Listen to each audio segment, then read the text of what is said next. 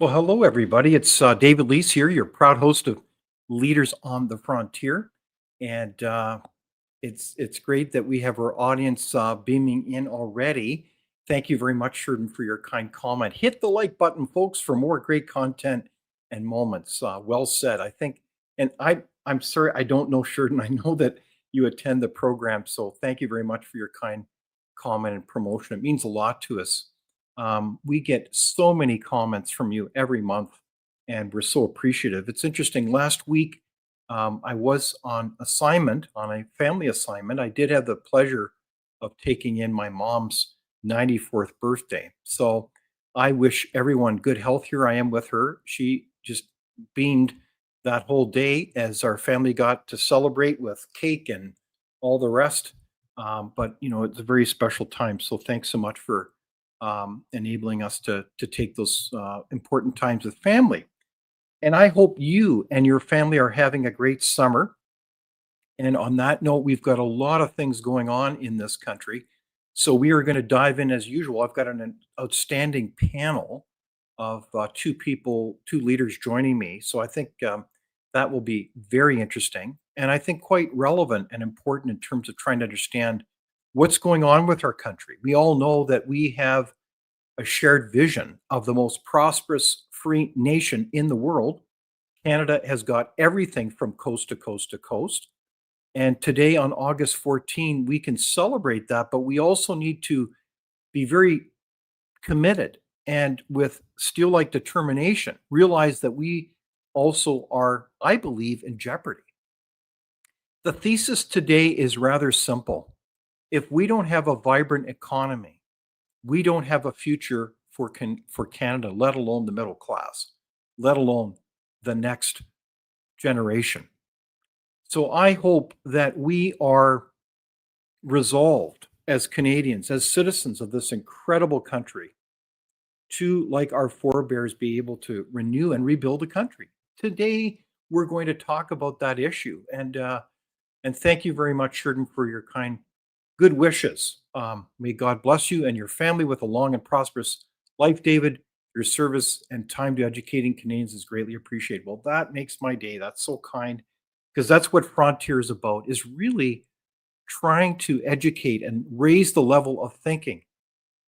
One of the things that my parents taught me, and I trust that they taught you, your parents, is that your level of thinking determines your life. And so it is with a nation, that our level of thinking, our level of public policy, the choices that we face make all the difference. So we've got a lot of things. We're going to turn to news in a sec, but I did want to turn to some comments from our audience.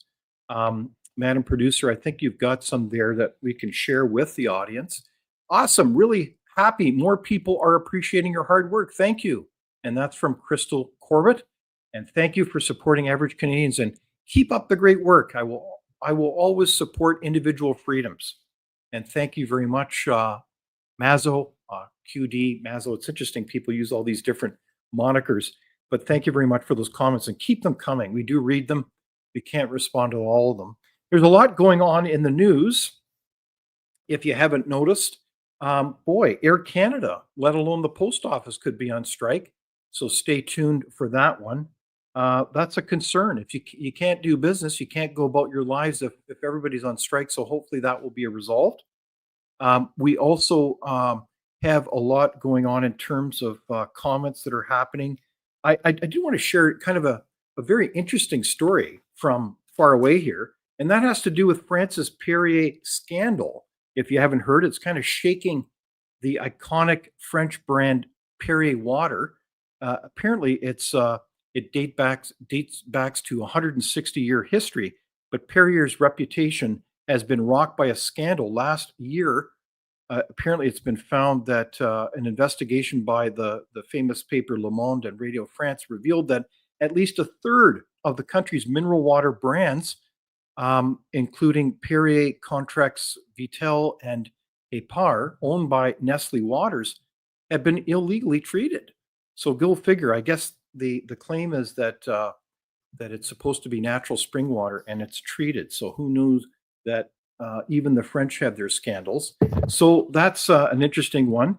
And I think it's also amazing that CMHC just said a statement yesterday saying that the plan by the Carney government to bring back the 1974 tax shelter for builders was very important. So bravo on that. If I understand that tax shelter treatment will enable more houses to be built.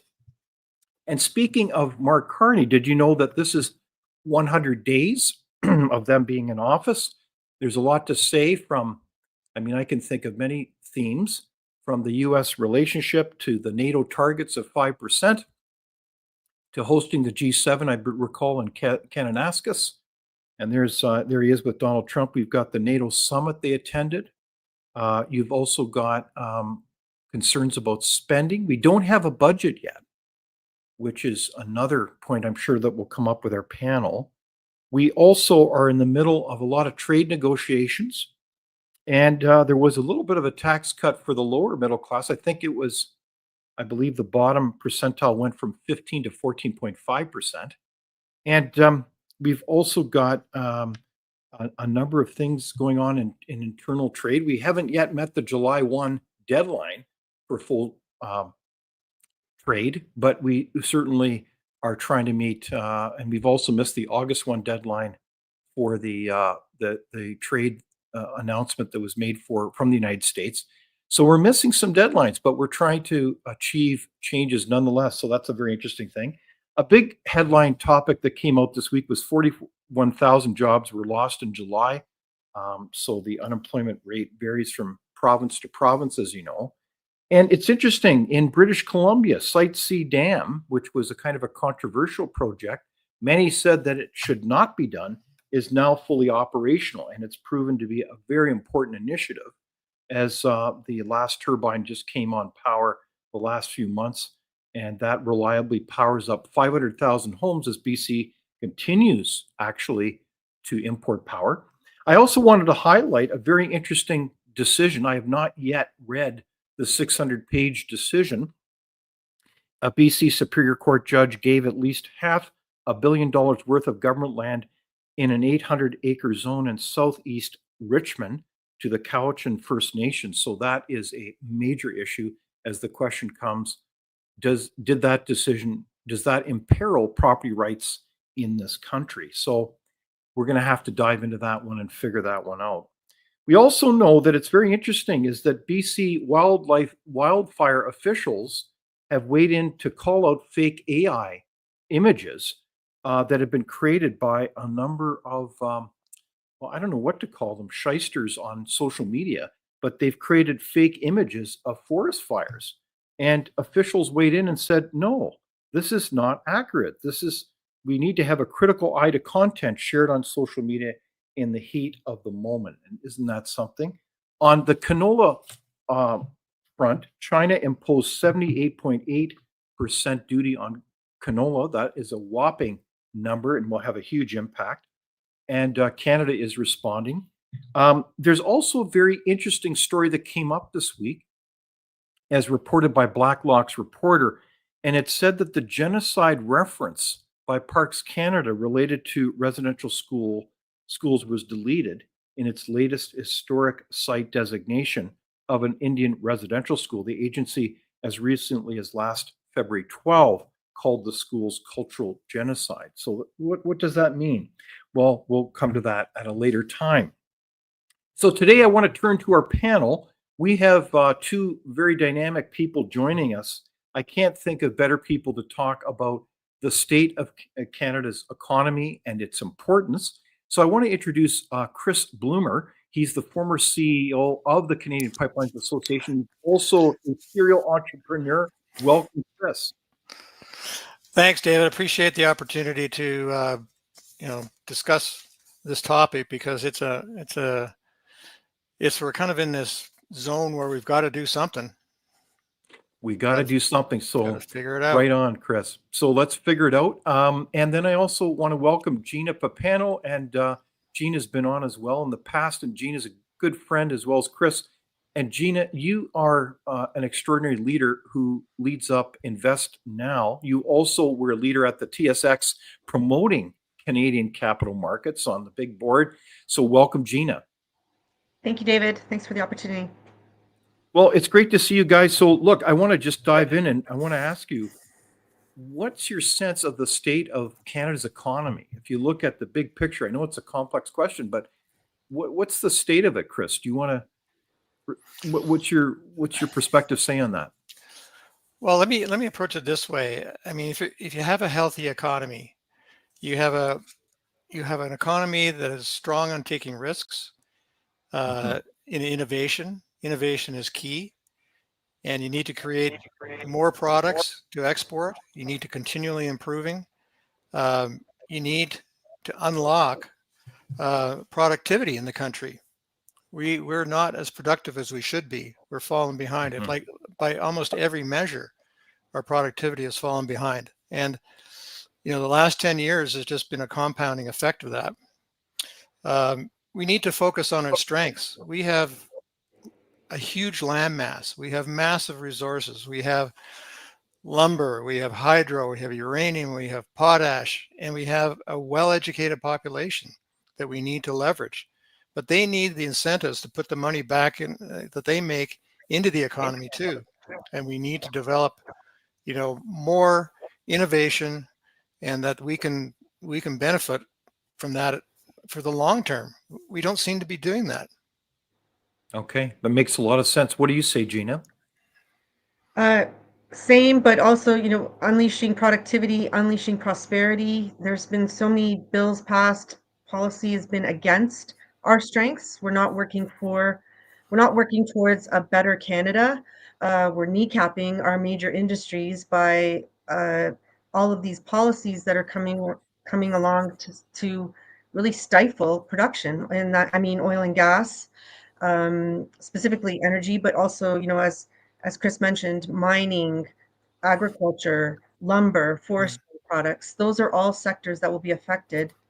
And we need, you know, energy prices to come down so people will innovate, people will start factories, people will start building things. And that's how you build up a middle class, which is our story. People need jobs. And what will people do if we don't have prosperity in our natural resources and if we don't unleash the prosperity? Exactly. So it Yeah. sounds like Canada's got everything going for it. Both of you agree the economy is foundational for our lives, the middle class, if you will. And we've just got to unleash that prosperity. So it's interesting. I want to share a clip of the Prime Minister in a moment here, but I do have a comment from the audience, from Sheridan again, who says productivity.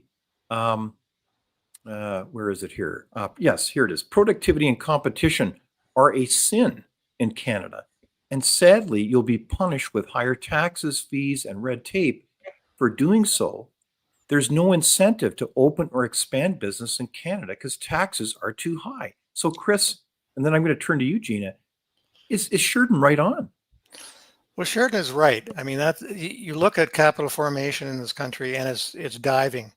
The Let's say the intellectual property capital coming in to start new companies and IPOs and so on, it's taken a dive to below 2005. Yeah. It's just going south very, very Hmm. quickly. So we're not doing things to attract capital. We get taxed like crazy. Hmm. It's we you in countries that have strong economies, they incentivize people to invest. We disincentivize people to Hmm. invest. Capital gains tax, all the taxes through all the processes of building projects and so on, they're taxes. Hmm. But we need to have people be able to invest, and if they invest in something that goes well, they make money. That shouldn't be taxed away from them. That's a total disincentive, and it hobbles the economy. Right on. What do you say, Gina? Well, businesses need capital to thrive, survive, and grow, innovate. And right now, when I was at TSX, we would go around the world saying, list on Toronto Stock Exchange for access to capital. But foreign direct investment has been taking a nosedive over the past 5 years, if not 10 years.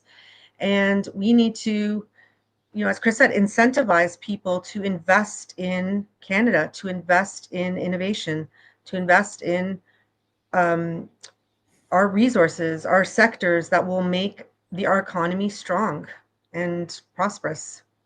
Exactly. So let's get moving here, folks. And so I've got a clip from the Prime Minister, and he talks about kind of that theme.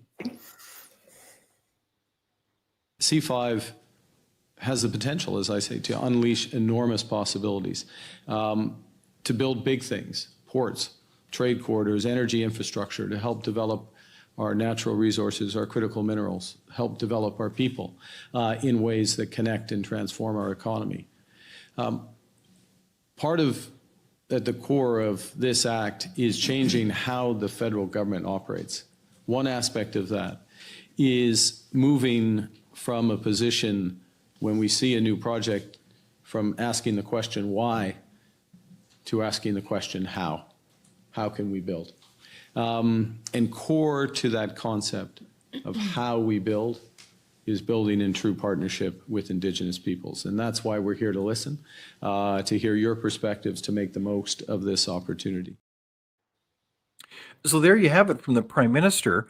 The words sound good. I mean, I don't want to sound cynical. The rhetoric sounds good. I mean, we all want the Prime Minister, this government, to succeed. We want prosperity. We want to move Canada forward.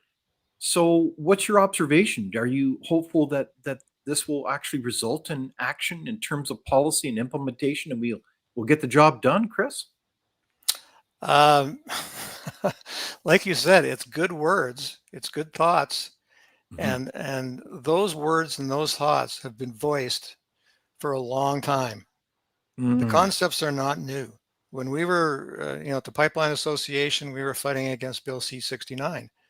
If it's all well and good to create this new office and say we're going to build faster, stronger, higher, all this kind of stuff, all these aspirational things, but it's the how. I mean, you can't move anything if you have C-69 in place.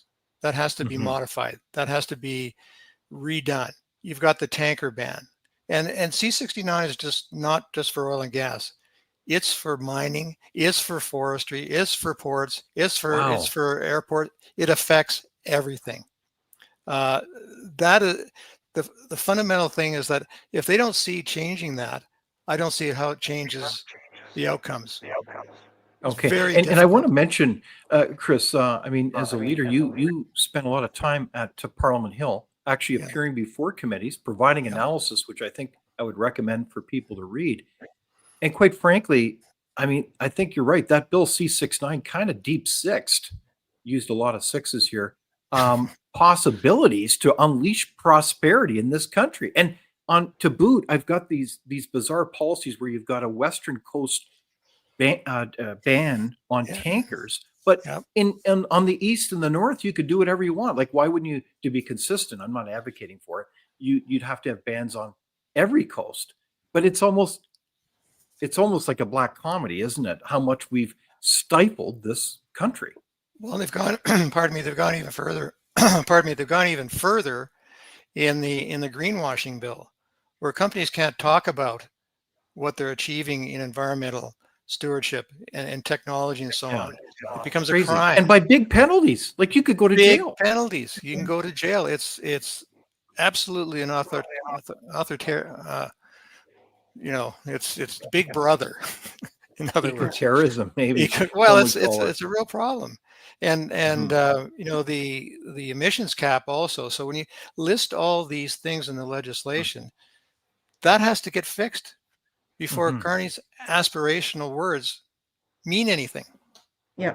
Right on. Yeah. What do you say, Gina? What's your observation? Yeah, exactly that. Unless policy changes, Bill C-5 gives veto power, but it's all just words until something happens. So everyone is saying Canada needs to be an energy superpower. We can be an energy superpower. Let's unleash Canada's energy superpower.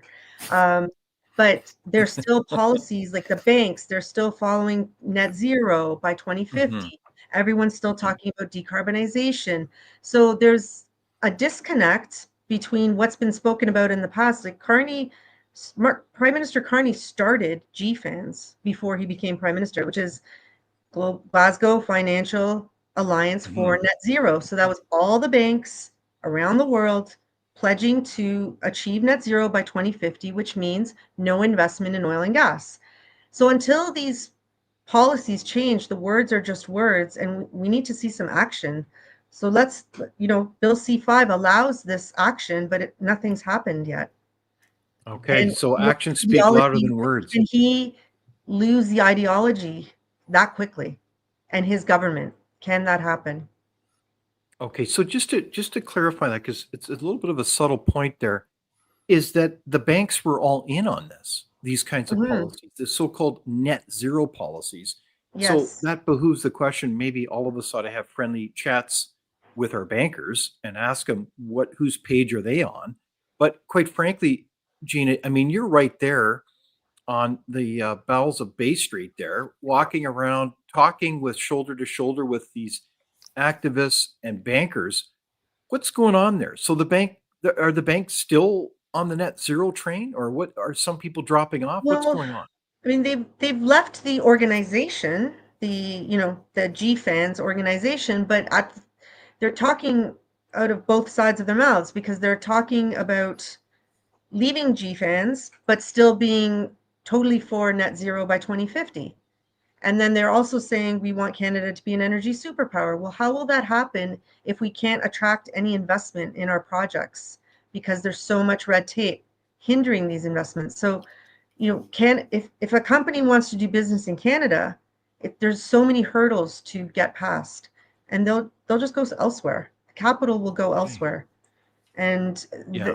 until policy changes, there really won't be we won't be able to unleash our power. Well, no, I totally agree, If I Chris. may, David, there's one example of a sector is the petrochemical sector. There were Mhm. big plans to build massive petrochemical facilities in Edmonton, and now those are put on hold until there's Ah, clarification around all these things. So we've already got something that is in the works that's not proceeding, that is nation building, mhm. that is on hold because of all this rhetoric and all the concerns around the existing policies. That's here and now. That's money that could be being spent, billions now, that's not. Okay. Moonship here, if that's their name, says young people are fleeing Canada. And this is the bottom line. People will flee this country because there ain't opportunity. Yeah. So I want to bring up, Madam Producer, a story from the CEO of Enbridge. And I believe you know that person, Chris. I think you do too, Gina. If we could bring up this, Enbridge sees strong demand in the US, but hurdles in Canada. And the bottom line is, again, there's a number of projects being put on hold as they are not foolish or insightful. They see the tea leaves in terms of the public policy environment in this country. So they're going to the US, as so many, really hundreds and hundreds of other companies are doing this. This is a shame. This is lost opportunity. It's called, what is it again? Oh, yeah, self inflicted harm, shooting your feet, as in the Yeah. vernacular. Um, we've got all this opportunity, and it's like we're putting ourselves on hold. So I'm having this conversation with Gina Pappano from Invest Now, and also Chris Bloomer, former CEO of the Canadian Pipelines Association and entrepreneur. We're talking about Canada's economy and what it means to you, and we appreciate your comments. Um, there's a lot of comments. The country needs a predictable regulatory environment that aims to accommodate safe and environmental sound economic activity. In Canada, none of those things can be said. We are a banana republic. So says Rob Maloney. Well said, Rob. What do you say to that, Gina? Is Rob onto something? Yes, unless we have welcoming, or uh, our policy welcomes investment, we won't be able to achieve anything. My parents, my family, everyone were immigrants. They came in the 1950s from Italy. They all worked in factories. We had a great middle class life. They owned a home. Mhm. They put us all through university. There were lots of things that happened. All of those factories don't, like, none of those factories exist anymore. And this is just in Toronto, like Mississauga, Etobicoke. Yeah. All the areas of Toronto had factories that were employing people. And so in order to spur this, we need some kind of incentive. As Chris mentioned earlier, we need some incentives to allow people to take the risk, but also to allow capital to come in to a good business. If you have a good business plan, it's a viable business in a like a regulatory environment that's less restrictive, then the capital will start flowing into our country again. But right now, there's just too many what ifs, and now this Bill C5, they could just veto anything that they don't agree with. Yeah. That gives a lot of power to the government to to veto investment and innovation. Yeah, very good point. So, Chris, you're an entrepreneur. I thought Canada was a great place to do business. It is. It has been. But it's tough now. I'll tell you, raising money for small resource projects is certainly on the stock exchange. I know you know that, but you can't get.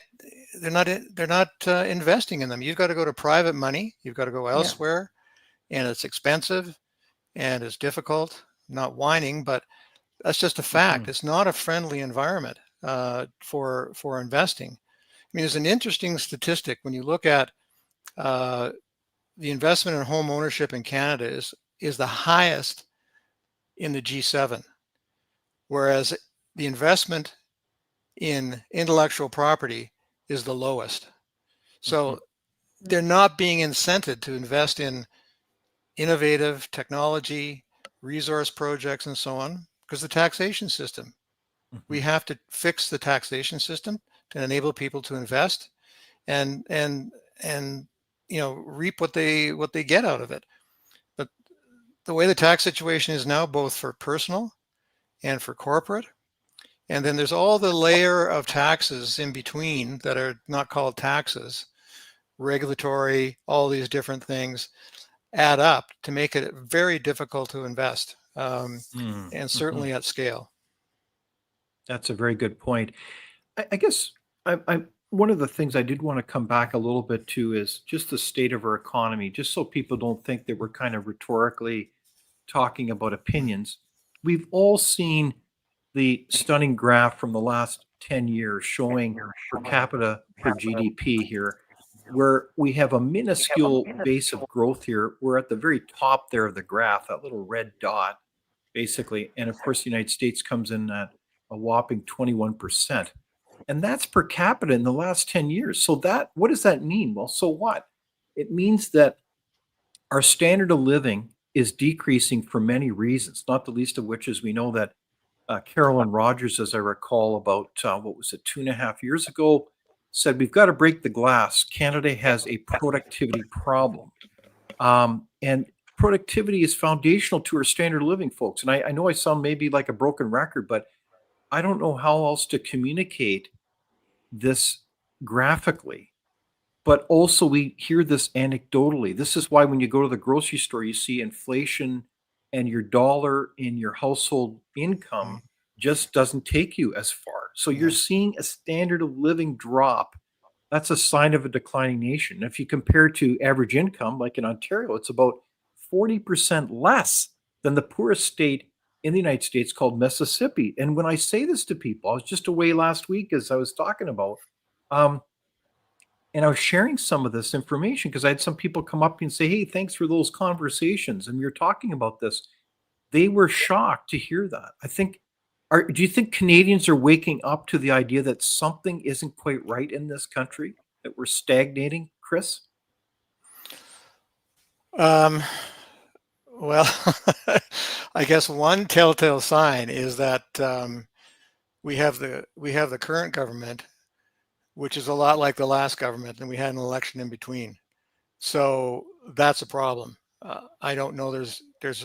I think that if you parse the demographics of all this, is one demographic driving this or another? But I hear it all the time. I hear it all the time, how difficult it is, how challenging it is, and how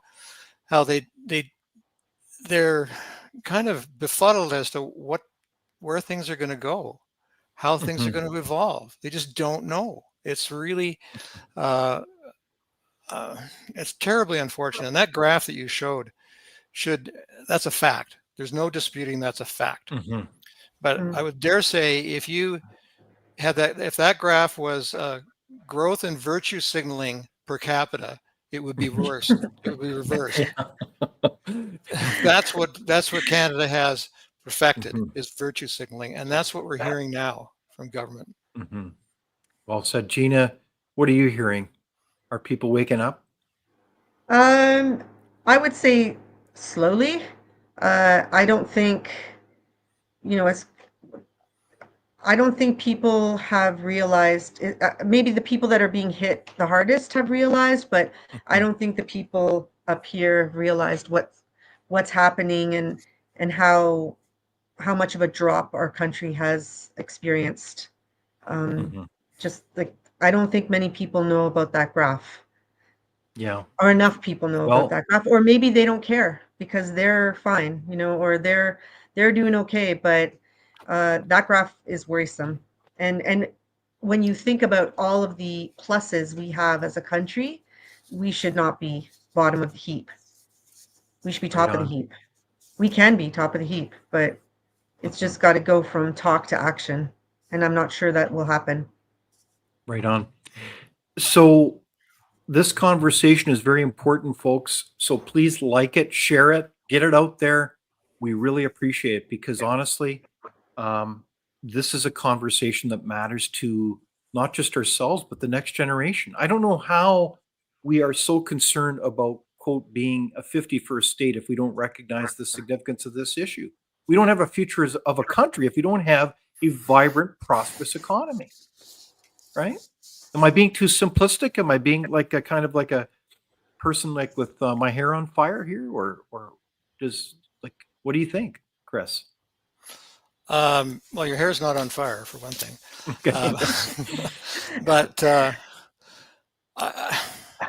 it's, again, back to the point that we've been talking about this for the past 10 years in some form or another, and it still hasn't gotten traction in terms of people standing up.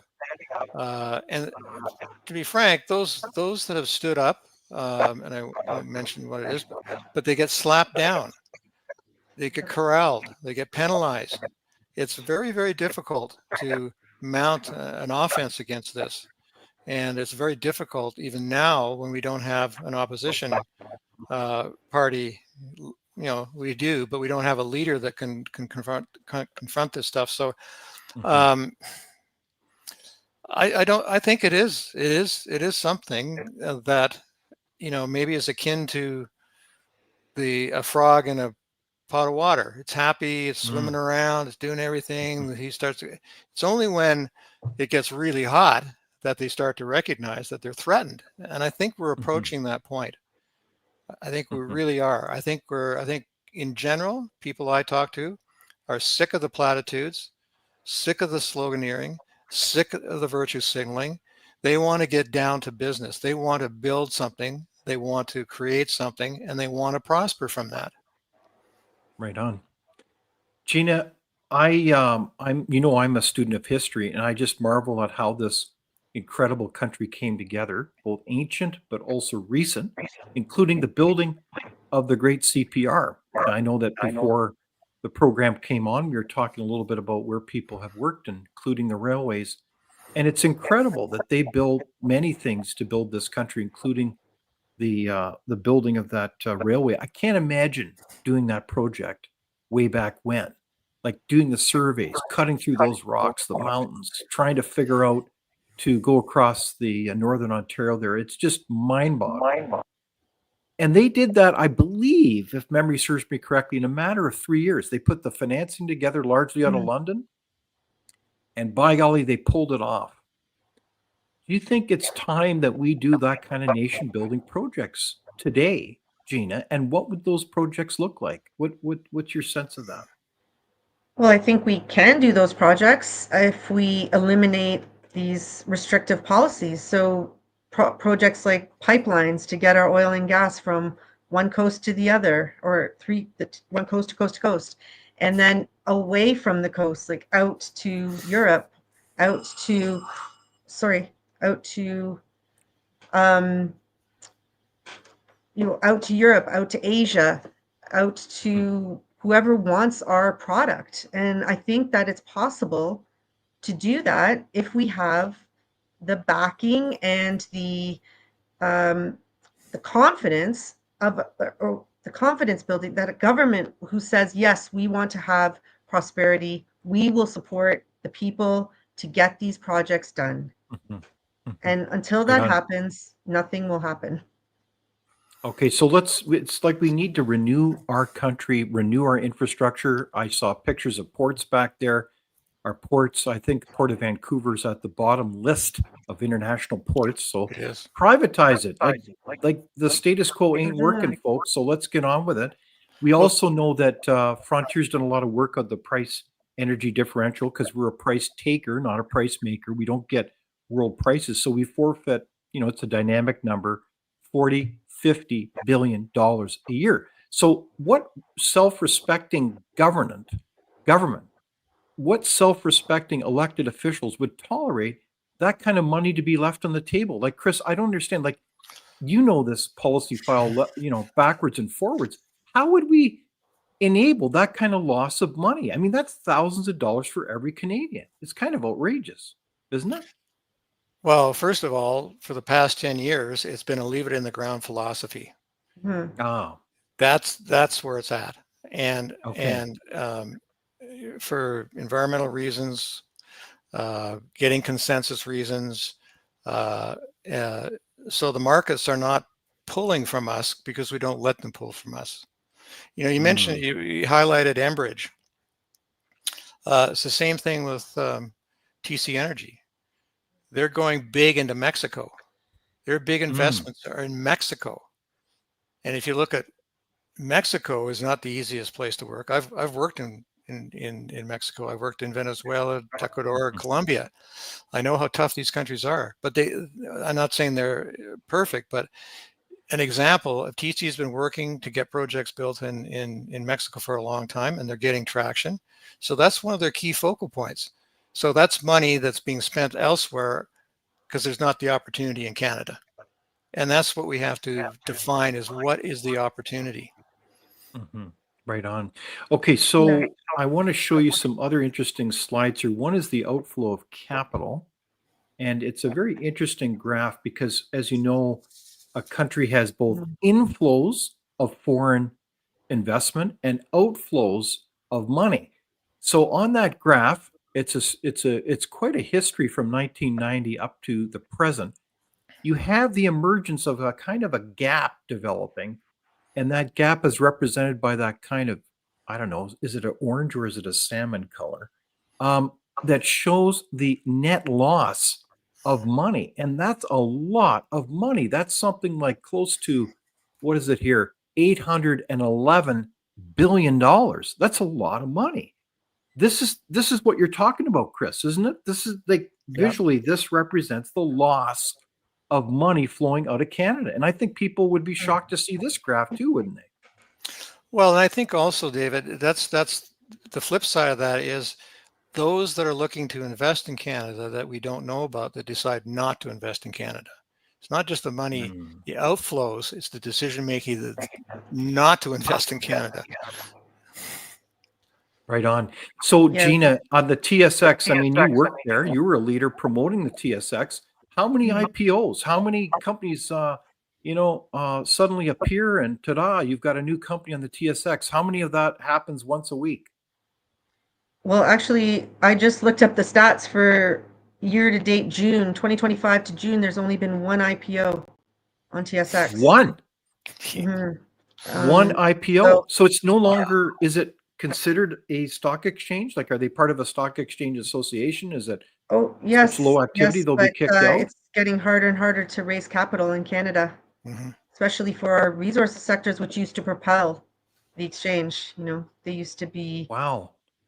and so I've I knew it understood was low, that but one there's a a year. great Wow. mechanism in our exchanges with the junior exchange feeding into the senior exchange, but there's a lot of regulatory burden being placed on these companies, and as Chris mentioned earlier, they're staying private, or they're forced to remain private because the money is just Mhm. not there in the public capital market system. And Yeah, why that is that, Gina? Again, it's the regulatory burdens and Well, barriers? people don't have the confidence to invest their capital in Canadian companies. Chris? well, and Gina mentioned it, it's the cost of doing this. If Yes. you're an entrepreneurial company, like I won't raise money on the stock exchange because it's prohibitive, the cost. Uh, all around the people I talk to that are investing in entrepreneurial, they're staying private because it's too expensive. There's no Mm. upside. And the other thing, and correct me if I'm wrong, Gina, is that the TSX and the TSXV, feeding into the TSX smaller codes, but the TSX is really a lumpy market. You've got in all sectors, in telecom, infrastructure, pipelines, banking. There's a very narrow concentration of large companies on the stock exchange that drive it. And that is a perilous thing too, because the stock exchange should be more dynamic than that. But we're in a country, and this is a problem in Canada, throw out a word, the TSX is dominated by oligopolies, which they have a couple of companies have a big control over big chunks of the economy. And they're barriers to entry for other companies coming in. And we do that in the airline industry. So that's another issue with Canada, is that their financial structure in terms of how to raise capital and how to manage capital in the capital markets, the structure is structurally not attractive and too expensive. Okay. Wow, this sounds like a reality therapy session, folks. I hope this is a revelation for you. I mean, it is to me to some degree as well. But I hear this anecdotally, and I'm just delighted that I'm talking with our experts here, Gina Pappano and of course Chris Bloomer, because these issues matter. If you don't have these IPOs, these releases on the stock exchange, and I don't mean just the Toronto one. I mean across the regions of this country. Certainly, one of our friends and colleagues, Russ Kolnikoff, would I could just hear his voice saying regional capital markets are very important, and that's another part of this. Is right across Canada, we've had an incredible history of regions in this country, from Vancouver to Calgary and Regina and Winnipeg and elsewhere, thriving on places where people want to do business. And that's the vision, is we want to be a magnet for capital. And the next slide I want to show has to do with another form of capital, to be crass, and that's with human beings. In order to build a great country, you need a lot of people. You need the A team. And by golly, we're at the record numbers, second highest volume ever of people leaving the country. It was a Freudian slip. I wanted to say losing the country, but a number of Canadian citizens and permanent residents that are permanently leaving the country. Now, what's interesting is, meanwhile, we've got record numbers of people coming in on the incoming side on immigration, but this is a different class of people, I think. And as I've talked with, I just did an interview with my friend Kim Moody, a leading accountant, and he is working with literally 1,000 clients now. He doesn't particularly like the work as much as he gets paid, but they are all leaving the country, and they're all in this entrepreneurial class. Are you guys seeing that anecdotally? Like I certainly have. But are you seeing this as well, and does it concern you? I have not seen that yet, but I I can believe it, but I haven't seen it personally on an anecdotal basis. What about you, Chris? I've seen it among my colleagues and peers and so on, and their children are graduating university, and they're leaving. They're going to the U.S. with active encouragement from their parents. That's a very, very common thing. All right. So I'm going to ask the audience, are you seeing the migration of friends or family to other countries, particularly the United States? I certainly am. So what's the solution? Just so you hope, I don't want you to believe that there aren't solutions. Of course, we wouldn't be here if we didn't think there was. So I want to go first. And that is we have at Frontier, we released a few months ago 12 policy ideas for a renewed Canada. Some would say it's fairly obvious, but common sense, I believe, does go a long way. Let's just look at a couple of these. One is open and free internal markets.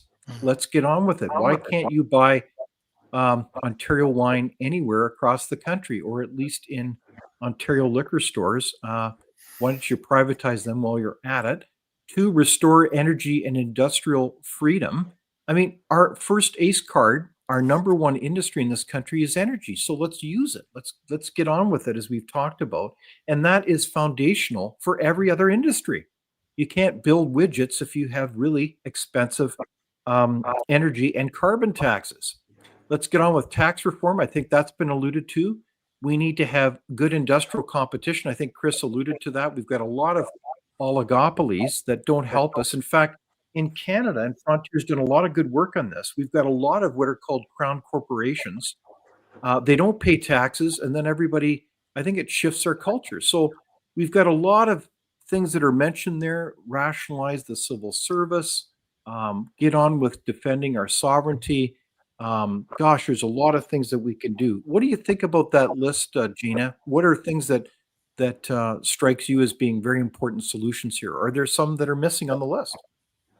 Well, 1 and 2 for sure. Open and free internal markets.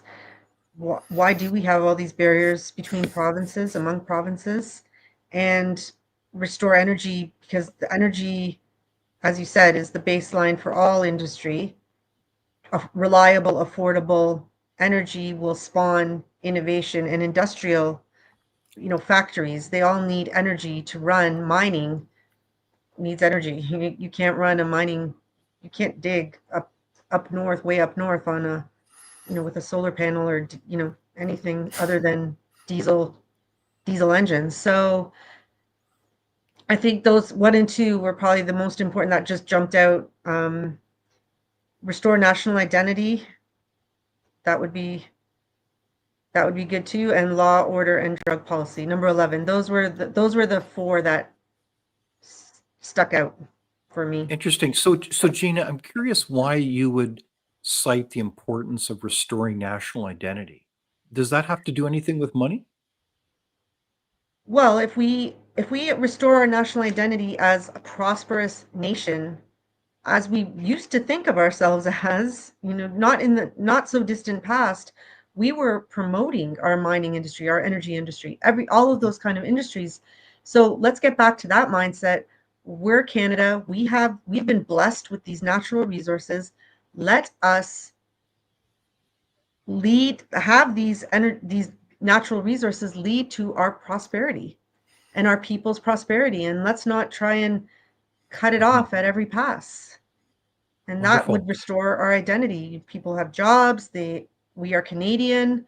No matter where you're from, you're working and you have a sense of purpose. And that's what's lacking right now.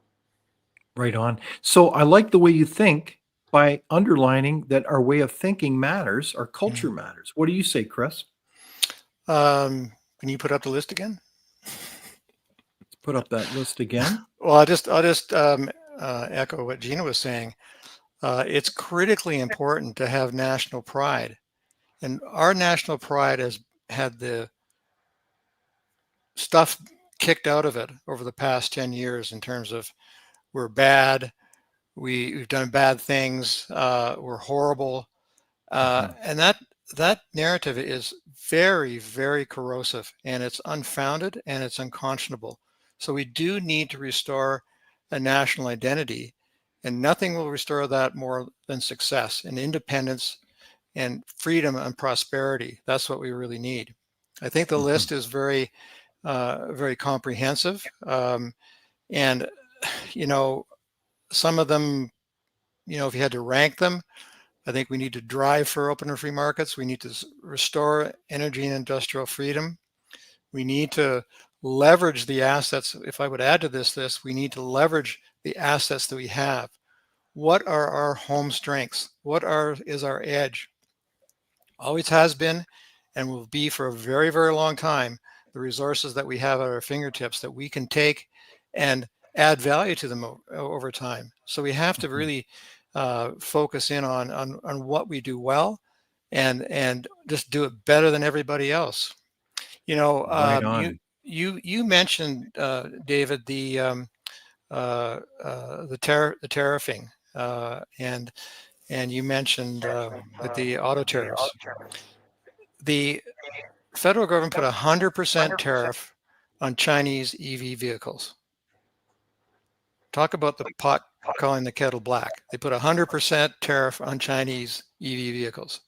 The Chinese came back and put a 75 or 78% tariff on canola. Well, that's a huge thing, because canola and agriculture is 100,000 people are engaged in that industry, more than steel, car making, and aluminum. Huge. Huge. And yet the federal government chooses to subsidize those industries and pander to those industries. It's amazing. So we've It got to really get is. beyond that. And Partisanship. meanwhile, I believe a Leger poll just came out that some 80% of Canadians, if memory serves me correctly, said that they don't believe in these EV mandates and phasing out the gas-powered car. So we're subsidizing the EV industry to the tune of billions, just as the market is shutting down, as all kinds of automakers are closing their EV facilities. It's almost like you couldn't have done a worse decision when it comes to using public taxpayers for subsidizing an insane industry. And I mean, I think that's part of the whole, frankly, the fraud of this so-called green energy, is we talk about all the endless subsidies from windmills to solar panels to all kinds of stuff. And believe me, I'm not against those things in principle, but just don't subsidize them. Let, you know, they're not really competitive. In some Free cases, markets. they are. Free markets, what a concept. Yeah. So for me, I guess that's maybe a deeper issue, is the stuff that we're seeing here, the stagnating economy and the stuff that we've gone through in terms of its implications on Canadians. Is it symptomatic of a more deeper issue? And that is, have we become, frankly, a de facto socialist nation where there's a whole brood of Canadians who just says the government should just frankly run everything. And we know how socialism works out. I'm being very blunt about this. What do you think, Gina? Well, I think we're dangerously close to having people believe that socialism would be better until we see some changes and capitalism can thrive. That people will just think that the government should be paying for everything or running everything, and that's the scary part, that people view that as a better way of living. That's where the education has to come in, and people have to learn their history, and we don't want to revisit that part of the history. So capitalism is painted as being so evil, and the oil or the energy industry or the mining industry, they're just all, they want to keep things in the ground. They don't want to exploit the natural resources in a environmentally. We have very high environmental standards, so there's big demand out there. And why shouldn't Canada? I think it all comes down to, we should be there. We should be the prosperous country that we need to be, and people have to start standing up we need to start standing up for ourselves. We need to start standing up for everyday Canadians and say, look, this is happening. Canada should be at the forefront of it. Demand is not going down. So let's be there. Let's get our share of the prosperity. That's right the on. mindset has to change. And honestly, I hope I'm wrong. I think Canada is not a socialist country per se, but I think you're right. We're dangerously close. So, Chris, you have worked in many countries, including, I think it was Venezuela as well, years ago. Are we in danger of becoming the next Venezuela, or am I being too dramatic here? Okay, I am very optimistic with respect to Canada. What Canada can do, it's just got to get some traction. We've got to change a lot of these vexatious policies. We've got to rethink how our financial structure is. We have to get our internal house in order. this pitting East against West and picking winners and losers. We have to fix these things, and we have to have a concerted effort for that. I'm optimistic. I was born in Timmins. My dad was a mining engineer, worked out in Northern Ontario. Yeah. My wife's family came from Italy, and Abruzzo, and her family came over, like 5 uncles, Wow. $6. They're all very successful, but they did it themselves. Nobody gave them anything, nothing. Mhm. And so Yeah. we have to get back to not that people should suffer, but people have got to get back to earning what they get. And I'm afraid that we've created a culture where there's too much given, right, from the Yeah. government. Well, You know, but you can see why I love these guests, because both Chris and Gina have shared not only the policy insights, but that element of story that illustrates the Canadian dream here. That's what we're talking about. Mhm. If you don't have this economy, if you aren't a magnet for prosperity and capital and people, you dissolve the Canadian dream. And that's what's at stake. And I think this is huge implications for our democracy, because if you don't have a middle class, if you don't have people that are kind of in that zone where they don't have like high order agenda of, say, the rich, or are dependent on the state like the poor, then you are cooked. The middle class is important. The Greeks referred to it as the minos, the middle, and that's how you ran countries that can self-govern well. So they don't degenerate into violence, but they Yeah. actually enable people, they empower them to live their lives the way they want to live. So that's my soapbox for today. But Perfect. I'm wondering if there's some green shoots of hope here. It's something the other May, Chris, you were on, and we talked about the startup of the Trans Mountain Pipeline. And we know that that had quite a sorry tale of going through as a private project, and then ultimately being sold by the government of the day. And I think Mhm. it came in a mere, what was it, 4 or 5 times the cost? I don't have the figures. I think Well, the it final was, cost was, what was it, 36.7 billion? yeah, Um, Originally priced at 5.5, if memory serves me correctly. yeah. But there's talk about increasing the capacity by early 2027. What's the significance of that pipeline, Chris, in offering hope for our economy and moving us forward? Well, there's an example of a project that had a strong market pull. Obviously, there was a demand for Canadian oil in the Pacific. So, Mhm. first principles, you had market pull for that. And we know the long and sordid story of the startup of stopping and the cost escalations and so on. It's proving that our barrels are moving to those markets, and they are funneling a tremendous amount of capital back into Canada, which is terrific. Expanding that pipeline, I don't think it's as easy as they're saying. They have some structural issues on the tariffing. The tariff structure on Trans Mountain is obscenely high, especially in the spot space. 15% of that pipeline today, roughly, is not being used because it's for what they call walk-up capacity or spot capacity, because that capacity is so expensive, people don't move on that. So they have capacity Interesting. today, but the tariff is too high. So the tariff, you mean in the sense that who's got the tariff? Okay, so when that was built, it was backed by contracts for firm movement of the barrels. So you have Okay. contracted barrels, which make up 85% of the capacity of the pipeline. Mhm.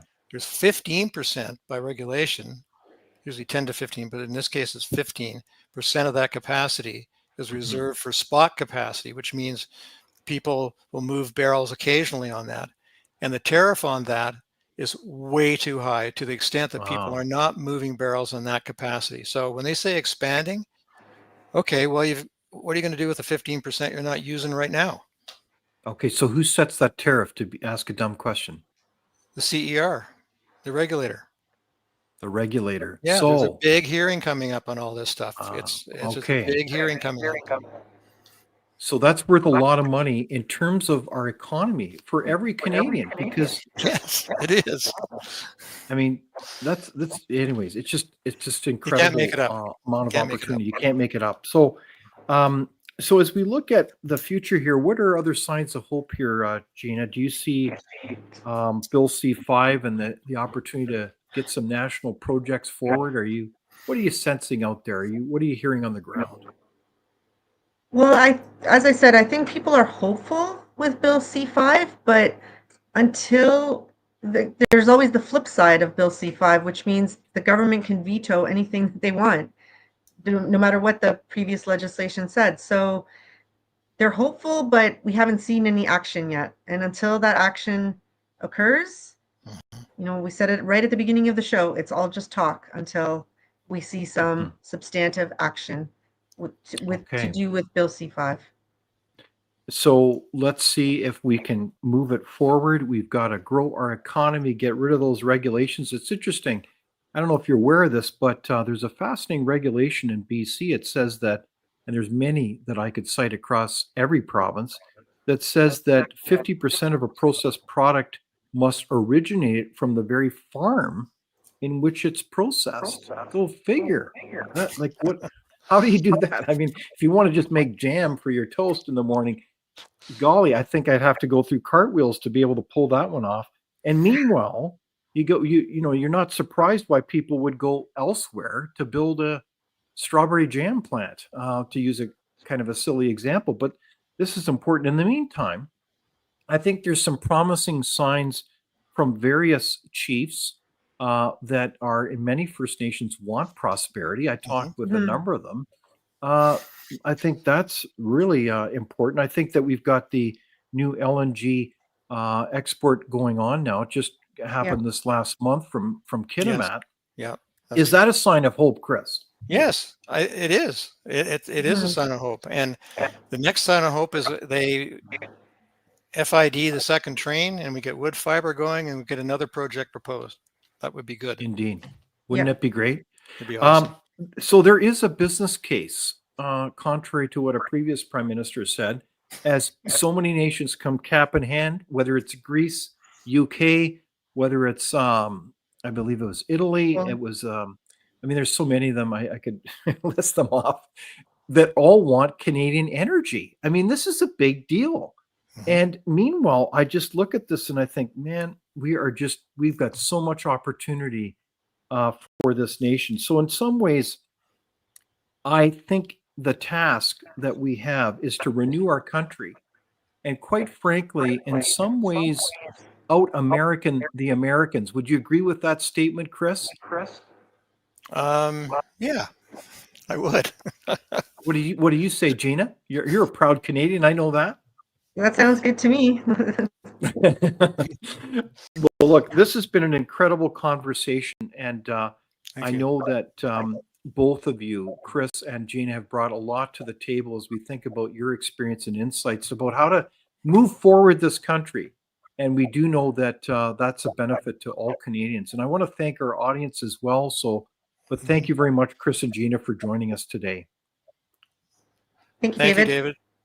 Pleasure. Thanks, Gina. Thanks, Gina. All right. Thank you, So that brings to an end our conversation. I want to invite our audience to share this program, to like it. And in the meantime, thank you for all your insightful comments. It's been quite a program today, and I wish you a great week and look forward to our conversation next Thursday. Thank you for watching Leader